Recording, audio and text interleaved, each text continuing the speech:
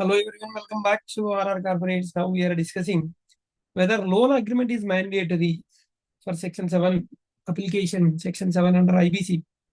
Balance sheet acknowledgement extends limitation for Section 7 IBC even without loan agreement. This is the NCLAT judgment, very recent judgment, NCLAT, very recent judgment. So today we are discussing a very important judgment delivered by Honorable National Company Law Appellate Tribunal New Delhi on 15th September 2025.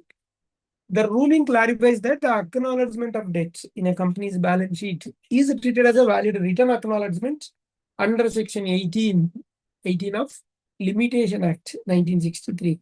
This means that even if there is no formal loan agreement, the limitation period for filing of Section 7 application under IBC can still be extended based on the balance sheet entries. We'll see the background of the case. The case arose from an appeal against the order of the NCLT, Calcutta, dated 30th December 2024. NCLT Calcutta bench, dated 30th December 2024. So then appeal against this order. NCLT had actually admitted Section 7 application under IBC and initiated CIRP against the corporate data. Appellant argued that 50 lakh was not a loan, but merely an advance given in 2009 for supply of textile materials. They claimed that this amount was adjusted in April 2016 against the invoices worth of 72 lakh. Further, they argued that the petition was a time barred and no financial debt existed under Section 5, subsection 8 of the IBC. This is what they say. Then what about the financial creditor stand? We will see that. The financial creditor, however, proved that 50 lakh was disbursed on 7th November 2009 via RTGS as an intercorporate loan. Interest 9% per annum was agreed. TDS was deducted on the interest under Section 194A of Income Tax Act for several years. Successive balance sheet from 2009 to 2010, 2019 to 16, 17 consistently showed the loan as an unsecured loan or borrowing. So despite multiple demand notices in April 2016 and February 2019, the corporate debtor failed to repay. Now we'll see the NCLAT observation. The Appellate Tribunal examined the bank statements and audited accounts and balance sheet and made by findings, key findings. One is acknowledgement in the balance sheet. So the balance sheet as on 31/3/2017 still recorded as a loan amount. This was considered a valid acknowledgement under Section 18 of the Limitation Act. So as a result, the limitation period was extended by 3 more years. Nature of the transaction, deduction of TDS on interest proved that the transaction was financial debt involving time value of money. Therefore, it fell within the scope of Section 5, subsection 8 of the IBC.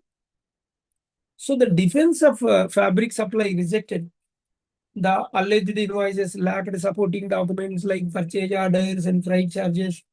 The company's own inventory records did not support such large supply in a single transaction.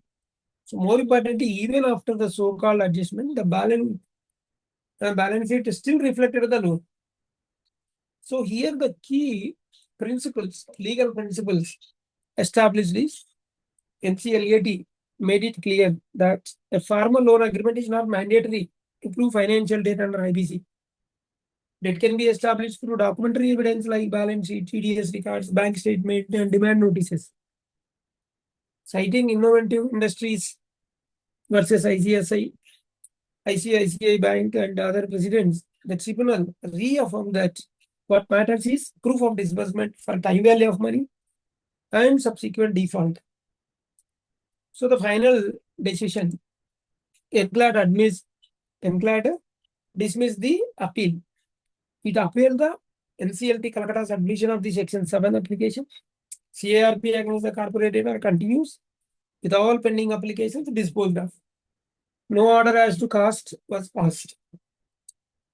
So the significance, if you see, the ruling is significant precedent because it strengthens the position of financial creditors. It establishes that the entries in a corporate balance sheet are legally binding acknowledgement of the debt.